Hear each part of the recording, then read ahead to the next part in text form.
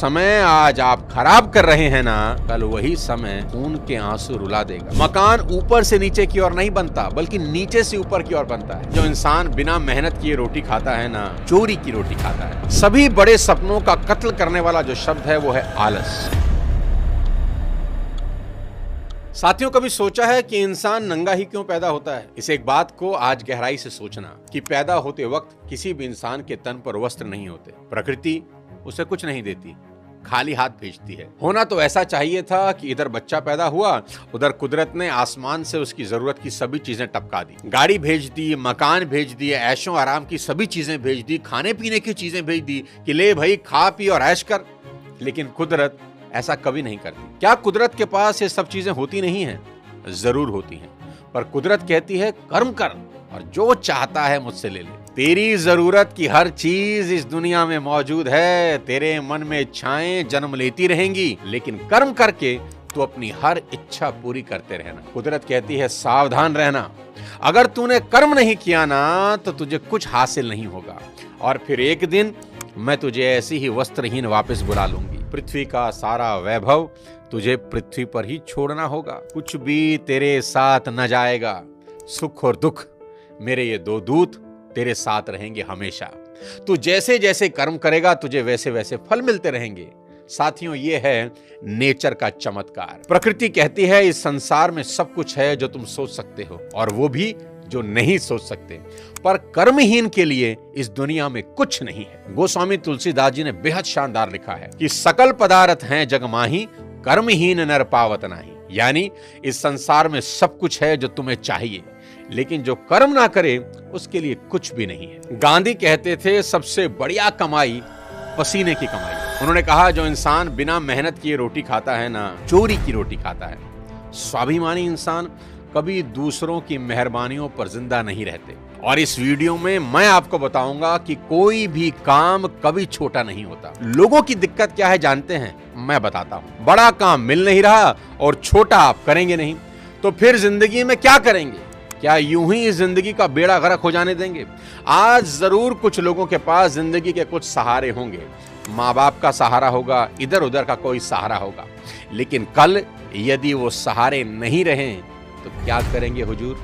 इस बात को आज अच्छे से समझ लें कि जो समय आज आप खराब कर रहे हैं ना, कल वही समय खून के आंसू रुला देगा, और ये दुनिया आपकी बर्बादी का तमाशा देखेगी हंसते हंसते। काम चोर और कर्महीनों की यही गति होती है। नोट कर लो आज मेरी बात कि इस दुनिया में समझदार लोग किसी काम को छोटा नहीं समझते। वो समझते हैं कि छोटे से ही बड़ा हुआ जाता है। अरे दोस्त, तुम पूरा इतिहास उठा के देख लो, हमेशा हर चीज छोटे से बड़ी हुई है। खुद सोचो, दिमाग लगाओ, आप बड़े पैदा हुए थे कि छोटे? सीधा 20 साल के तो पैदा नहीं हुए थे ना, धीरे धीरे ही बड़े हुए। एक छोटा सा बीज ही पेड़ बनता है। मकान ऊपर से नीचे की ओर नहीं बनता, बल्कि नीचे से ऊपर की ओर बनता है। नोट करो, ईश्वर सर्वशक्तिमान है, सारा ब्रह्मांड उनके ही हाथ में है, मगर वो भी जब इस धरा पर आए तो बाल रूप में ही आए। फिर चाहे राम हो, कृष्ण हो, नानक हो या कोई पीर पैगंबर। प्रकृति, नेचर हमेशा छोटे से बड़े होने को सपोर्ट करती है। इसलिए किसी भी काम को कभी छोटा मत समझना। कोई भी काम हाथ में लेकर मेहनत और लगन से उसे बड़ा बना देना। उठो, कमर कस लो, कसम उठा लो कि इस दुनिया को कुछ करके दिखाना है यार, कुछ बनना है। गुमनामी की मौत नहीं मरना। पूरी दुनिया के लिए नहीं तो कम से कम अपने देश के लिए उठो। देश के लिए ना सही तो राज्य के लिए उठो। राज्य के लिए ना सही तो सोसाइटी के लिए ही सही। ऐसी मिसाल कायम करनी है कि लोग आपको और आपकी मेहनत को कालांतर तक याद रखें कि कोई इस धरती पर आया था और अपने पैरों के निशान छोड़ गया। ये दुनिया आपको एक कर्मवीर की तरह याद करे, ना कि एक कामचोर और निकम्मे इंसान के तौर पर। दोस्तों, जहां हो वहीं से शुरू करो, जैसे हो वहीं से शुरू करो। बस शुरू करो, बड़े से नहीं, छोटे से शुरू करो। यहाँ सिखों के 5वें गुरु श्री अर्जुन देव के बारे में बात करना बहुत जरूरी है, उनको याद करना बहुत जरूरी है। अर्जुन देव जब चौथे गुरु के अखाड़े में शामिल हुए तो रिचुअल्स के अकॉर्डिंग उन्हें छोटे छोटे काम करने को दिए गए। उन कामों में झूठे बर्तन साफ करना शामिल था। अर्जुन देव जी को जो भी काम बताया गया उन्होंने बड़ी लगन और ईमानदारी से उसे पूरा कर दिया। उन्होंने छोटे काम करने में कोई संकोच नहीं किया, ना ही किसी तरह का कोई इंफीरियरिटी कॉम्प्लेक्स उनमें आया। वहां मौजूद बाकी अन्य शिष्य सत्संग का आनंद लेते थे, मौज ले रहे थे, परंतु श्री अर्जुन देव आधी आधी रात तक काम में लगे रहते और काम पूरा करके ही आराम करते थे। वहां के लोगों में यह परसेप्शन बन गई कि गुरुजी अर्जुन देव को तुच्छ समझते हैं, इसलिए छोटे मोटे काम ही इनको देते हैं। मगर उन्हें नहीं पता था कि गुरुजी सच्चे पारखी हैं। गुरुजी की समाधि का वक्त आया। समाधि लेने से पहले गुरुजी ने अपने शिष्यों में से एक उत्तराधिकारी चुना और उसका नाम एक लिफाफे में डालकर लिफाफा बंद कर दिया। उनकी समाधि लेने के बाद जब वो लिफाफा खोला गया तो सब हैरान हो गए। उसमें अर्जुन देव जी का नाम लिखा था। तब अन्य शिष्यों को समझ आया कि जिस काम को तुम छोटा समझते हो ना, उसी में गुरु आपकी असली परीक्षा लेते हैं कि जो इंसान छोटा काम नहीं कर सकता वो बड़ा काम कैसे करेगा।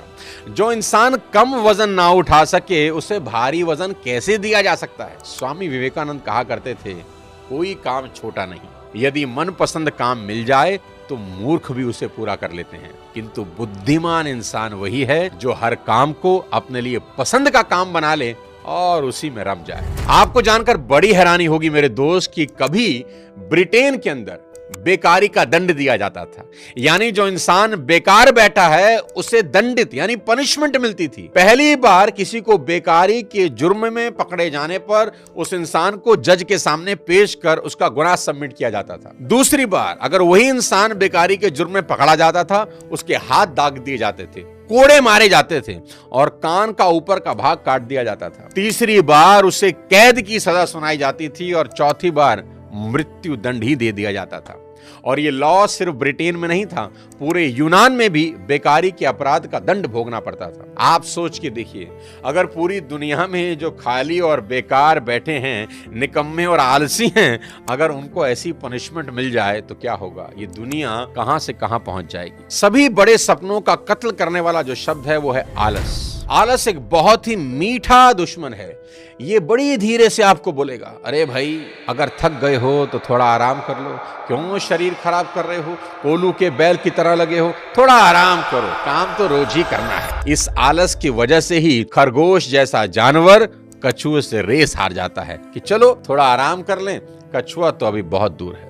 दोस्त, इस दुनिया में आलस से बड़ा कोई दुश्मन नहीं, इसे तुरंत मार डालो। दुनिया के एक बहुत बड़े लेखक हुए खलील जिब्रान। वो कहते थे, तुम बहुत भले हो जब अपने गोल की ओर पूरी ताकत से बढ़ते हो, लेकिन बुरे तुम तब भी नहीं जब अपने गोल की ओर लंगड़ाते लंगड़ाते जाते हो, क्योंकि लंगड़ाते हुए चलने वाले लोग भी कभी पीछे की ओर नहीं जाते। इसलिए दौड़ो, दौड़ नहीं सकते चलो, चल नहीं सकते तो रेंगो, बस बैठो मत।